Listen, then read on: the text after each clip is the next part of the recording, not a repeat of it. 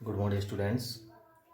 Gayatri Vidya Mandir senior secondary school Sanchore के YouTube channel पे आपका एक बार फिर से स्वागत है। हम यहाँ पे इंग्लिश सब्जेक्ट का 11th क्लास का जो भी ग्रामर है उसको लर्न कर रहे हैं, जिसमें आपने सबसे पहला ग्रामर का जो टॉपिक है वो टेंस उसको लर्न किया। उम्मीद है कि आपको वो समझ में आया होगा। निश्चित रूप से आप टेंस वैसे तो कई बार पढ़ चुके हैं, लेकिन आप उसको लगातार एक्सरसाइज नहीं करते हैं, आप उसको रिकॉल नहीं करते हैं, रूल्स को तो भूल जाते हैं। तो आपसे बस एक यही एडवाइस है कि आप निरंतर उसको अध्ययन करते रहें। उसके बाद हमने जो अपना टॉपिक लिया है, जो अभी वर्तमान में चल रहा है, वो है पैसिव वॉइस।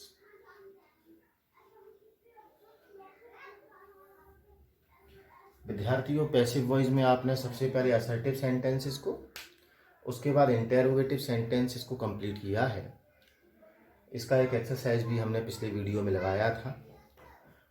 अब की बार जो तीसरा आपका इसमें सेंटेंस है वो है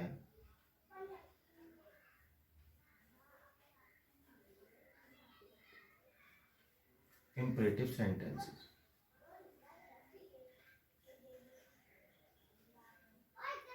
इम्परेटिव सेंटेंसेस जिनको आप आज्ञा सूचक वाक्य भी कह सकते हैं।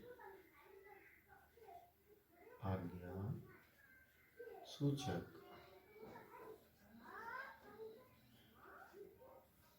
वाक्य। ओके, इम्परेटिव सेंटेंस का जो डेफिनेशन है, जो उसकी परिभाषा है कि ये इम्परेटिव सेंटेंस आप किस प्रकार से आइडेंटिफाई करेंगे, पहले हम उसको देख लेते हैं। देखें, जब कोई वाक्य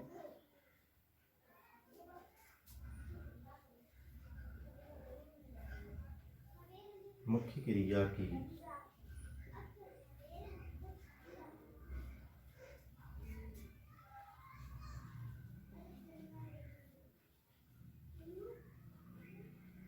प्रथम अवस्था से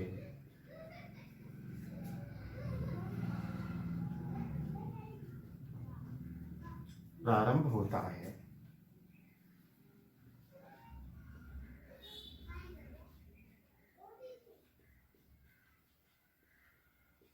तो उसे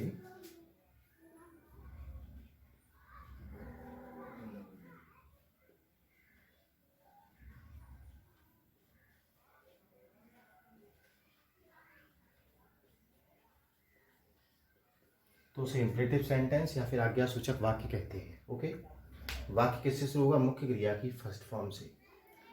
ठीक है, वैसे तो देखा जाए तो इन वाक्यों में भी आपका सब्जेक्ट हमेशा यू होता है, जो कि हमेशा हाइड रहता है, छिपा रहता है। ठीक है, कभी शो नहीं होता। यहाँ लिख सकते हैं इन वाक्यों को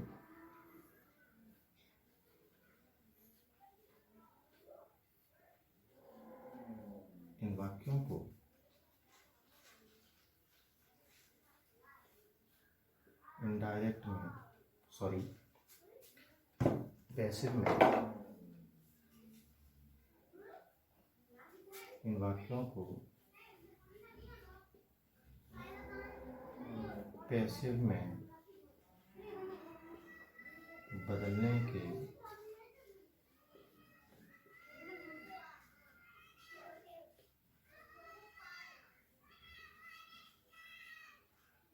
नियम है। ठीक है, इन वाक्यों को पैसिव में बदलने के निम्नलिखित नियम है। वो नियम क्या क्या है हम उनको डिस्कस कर लेते हैं। बहुत ही सरल सेंटेंस है और कभी कभी इससे एक सेंटेंस जो है पूछे जाने की संभावना आपके 11th क्लास के लिए तो बनी रहती है, क्योंकि 11th क्लास में मैंने देखा है कि एग्जाम में आपका जो क्वेश्चन पेपर होता है उसमें केवल 2 सेंटेंस नहीं आते, बल्कि पैसिव के 4-5 सेंटेंस आते हैं। कभी वो पैसिव में पूछ लिया जाता है, या फिर कभी हो सकता है कि जो आपके ट्रांसफॉर्मेशन का टॉपिक है वहाँ पे भी आपका पैसिव पूछ लिया जाता है। तो ये इससे एक सेंटेंस पूछे जाने की संभावना रहती है। अब देखो कि जब कोई सेंटेंस किससे शुरू होगा? मुख्य क्रिया की फर्स्ट फॉर्म से, अर्थात ये जो है वर्ब की फर्स्ट फॉर्म है। और वर्ब की जो फर्स्ट फॉर्म है, वर्ब की फर्स्ट फॉर्म, उसके बाद क्या आएगा? ऑब्जेक्ट आएगा। तो वर्ब आएगी और क्या आएगा, ऑब्जेक्ट आएगा। यहाँ सब्जेक्ट आपका हाइड रहता है।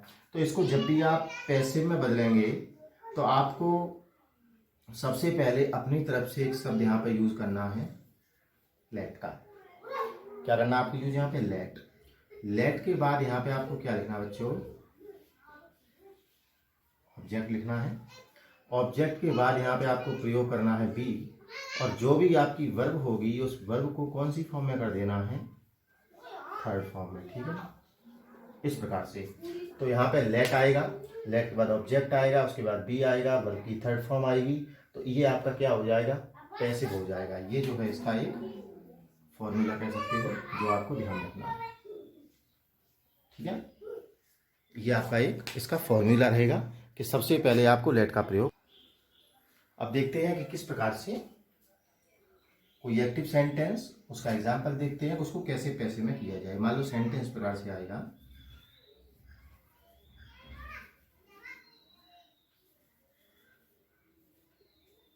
ओपन दी डोर, ओपन दी डोर।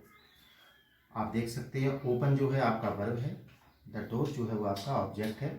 इसको आप किस में बदलेंगे, पैसिव में, तो इस फॉर्मूले से बदल देंगे। हमें सबसे पहले किसका प्रयोग करना है, लेट का। लेट के बाद ऑब्जेक्ट देखना है क्या है, दी डोर। वैसे भी मैंने आपको बताया है कि वर्ब के बाद आने वाला शब्द जो ऑब्जेक्ट है, लेट के बाद आपका ऑब्जेक्ट लाएंगे और ऑब्जेक्ट क्या हो जाएगा, दी डोर। लेट दी डोर, तो लेट और ऑब्जेक्ट हो गया। उसके बाद अपनी तरफ से एक शब्द और प्रयोग करेंगे, वो है बी का, ठीक है ना, लेट द डोर बी। और ओपन की थर्ड फॉर्म का प्रयोग करेंगे। ओपन जो वर्ब है ये, इसको किसमें कर दोगे, थर्ड फॉर्म में, तो यहाँ हो जाएगा ओपन।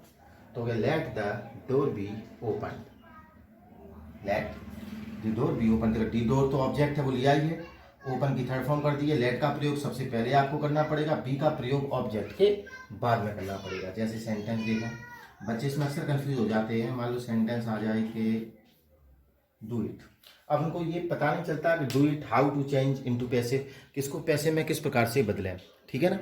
तो अब डू इट भी आपका ये एक सेंटेंस है, देखा जाए तो पूरा सेंटेंस है। डू आपकी वर्ब है और इट आपका ऑब्जेक्ट है। और जब वर्ब भी दे रखी है, ऑब्जेक्ट भी दे रखा है, तो इसका मतलब आप इसको पैसिव में कर सकते हैं। ऑब्जेक्ट होना बेहद जरूरी है, ठीक है ना। अब इसको हम कैसे करेंगे कि सबसे पहले क्या कर देंगे, आप स्वयं भी कर सकते हैं। हाँ हाँ, जैसे यहाँ पे क्या कर दिया, लेट का प्रयोग कर दिया। लेट के बाद क्या कर दोगे, ऑब्जेक्ट लगाओगे।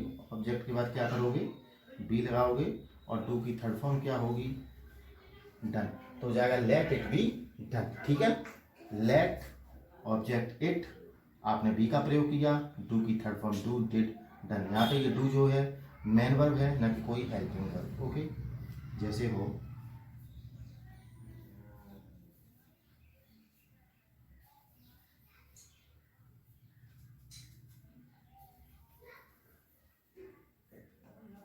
Post this letter, post this letter. तो हम सबसे पहले क्या करेंगे बच्चों, लेट का प्रयोग करेंगे। आपका ऑब्जेक्ट क्या है, दिस लेटर, तो लेट दिस लेटर। लेट का प्रयोग तो आप करेंगे, उसके बाद ऑब्जेक्ट लगाएंगे, तो लेट दिस लेटर बी, और जो भी वर्ब है उसको आपको थर्ड फॉर्म में यूज करना होता है, ठीक है ना। तो हो जाएगा sentence, let this letter be posted, okay. तो इसका पहले स्क्रीनशॉट ले लें, उसके बाद इसके हम कुछ और एग्जाम्पल और एक अगला इसका जो नियम है उसको देखते हैं।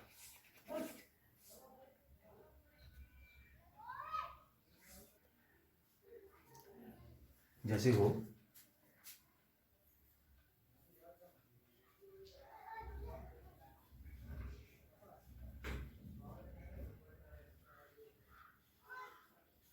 कंप्लीट दी वर्क,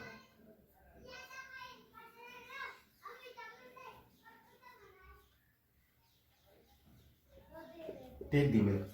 अब मैंने ये जो कहा था आपसे, सब्जेक्ट हमेशा यू होता है, वो क्यों होता है, मैं कहूँ कंप्लीट दी वर्क, मैं किससे कहूँगा, जो सामने होगा, और सामने वाला हमेशा कौन होता है, यू। मैं कहूँ टेक दी मिल्क, दूध पियो, दूध को लो, तो किससे कहूँगा, सामने वाले से। तो इसलिए हमेशा इसका सब्जेक्ट क्या होता है, यू।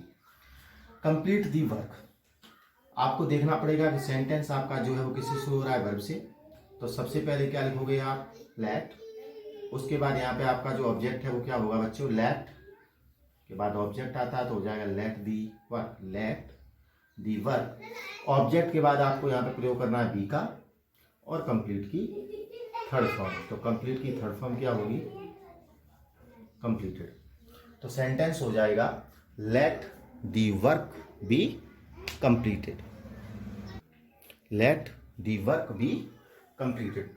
उम्मीद है कि आपको ये समझ में आ ही रहा होगा, क्योंकि इंपरेटिव सेंटेंस जो है बहुत ही आसान सेंटेंस है। अब यहाँ टेक दी मिल्क, तो यहाँ पे अभी आप सबसे पहले किसका प्रयोग करेंगे, लेट का। लेट के बाद हो जाएगा लेट दी, लेट के बाद क्या लगा, ऑब्जेक्ट लगाते हैं, आपको फॉर्मूला में लिखवाया था। लेट के बाद ऑब्जेक्ट लगा दिया, लेट दी मिल्क। ऑब्जेक्ट के बाद किसका प्रयोग करते हैं, बी का, और टेक की थर्ड फॉर्म टेक, टुक, टेकन। तो हो जाएगा let the milk be taken. Okay, तो ये तो आपका जो इम्परेटिव सेंटेंस के जो एक प्रकार से अफर्मेटिव सेंटेंस है उनका है। इसमें कुछ आपके निषेधात्मक वाक्य भी होते हैं, नकारात्मक वाक्य भी होते हैं। उनको किस प्रकार से करना है हम उसको भी लिख लेते हैं, उसका भी एक रूल जो है वो लिख लेते हैं।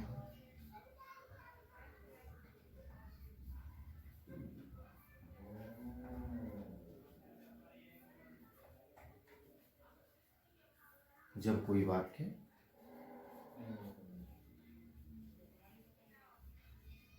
निषेधात्मक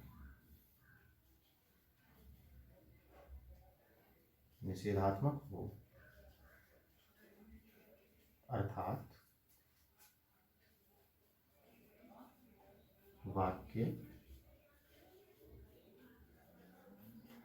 डू नॉट से,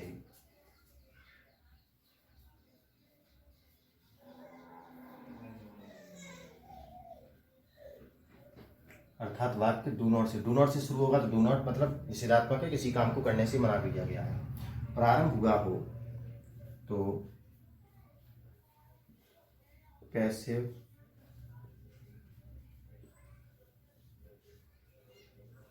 बनाते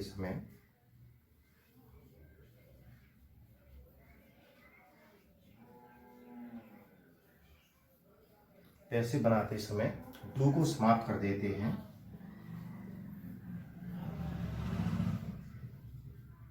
तथा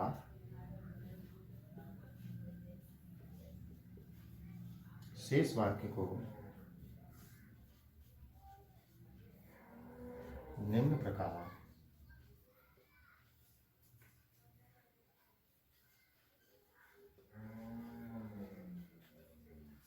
पैसिव में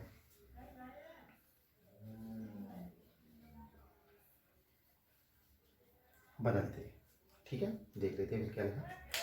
जब कोई वाक्य निषेधात्मक हो, अर्थात वाक्य किससे शुरू हुआ है, डू नॉट से, तो पैसिव बनाते समय डू को तो आपको समाप्त कर देना, कैंसिल कर देना है, हटा देना है, तथा शेष वाक्य को निम्न प्रकार बदलना है। कैसे बदलना है वो अभी हम देखते हैं। पहले आप इस रूल का और ऊपर जो कुछ एग्जाम्पल्स इनका स्क्रीनशॉट ले लें, उसके बाद देखते हैं कि डू नॉट वाले सेंटेंस को how to change into passive voice. हाँ, तो देखें इसका जो फॉर्मूला होता है बच्चों वो इस प्रकार से होगा। सबसे पहले तो डू आएगा, डू के बाद यहाँ पे आपका नॉट आएगा।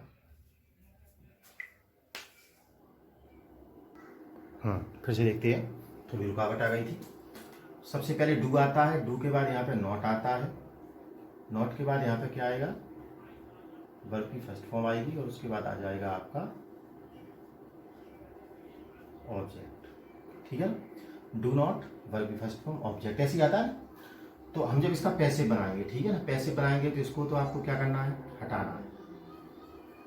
सबसे पहले लेट, लेट के बाद नॉट, नॉट के बाद ऑब्जेक्ट,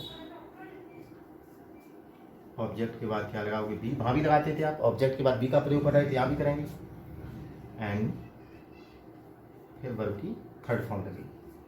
ये वी थ्री ऐसे आप समझ लोगे वैसे तो, वर्ब की थर्ड फॉर्म। अब एक चीज ध्यान रखना, let, not, object, be third की फॉर्म, आप इनके और इनके स्थान को चेंज भी कर सकते हैं। इसको यहाँ और इसको यहाँ कर सकते हैं, जैसे कि लेट, उसके बाद क्या लगाओगे, object,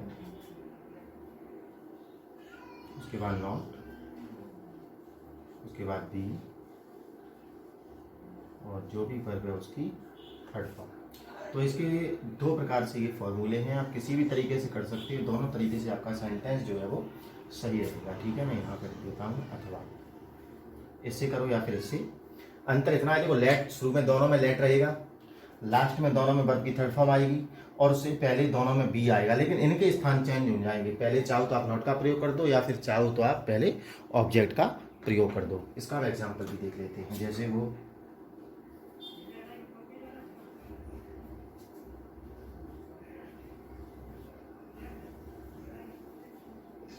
do not play cards, do not play card, तो वैसा ही डू नॉट वर्ब की फर्स्ट फॉर्म, कार्ड्स ऑब्जेक्ट। तो डू को तो क्या करना है, आपको हटाना है। डू नॉट प्ले कार्ड्स, तो सबसे पहले क्या लिख दिया आपने, let not, late not. Object क्या बच्चों,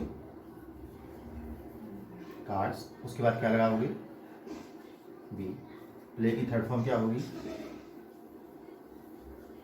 play. Late not cards be played, late not cards be played. दूसरी तरीके से अगर करेंगे तो क्या हो जाएगा, लेट नॉट को थोड़ा उधर कर देंगे, पहले ऑब्जेक्ट लिख देंगे, ऑब्जेक्ट होगा कार्ड्स, तो वह लेट कार्ड्स नॉट बी, और प्ले की थर्ड फॉर्म क्या होगी, प्लेड। तो वह let cards not be played या let not cards be played, दोनों तरीके से सेंटेंस जो है आपका करेक्ट होगा। एक एग्जांपल और देख लेते हैं।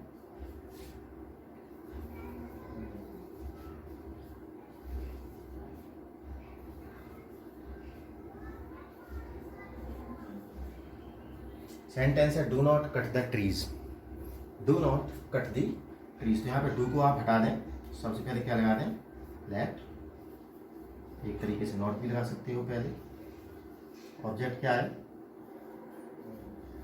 द ट्रीज, बी, कट की third form cut. Let not the trees be cut, या फिर आप चाहो तो नॉट को बाद में लिख के पहले लिख दो ऑब्जेक्ट को, लेट द ट्रीज, उसके बाद नॉट बी कट। ठीक है ना, दोनों तरीके से कर सकते हो, और बहुत ही आसान है। फॉर्मूला ऊपर लिखा हुआ है, जिससे कि आपको समझने में कोई भी परेशानी नहीं होगी।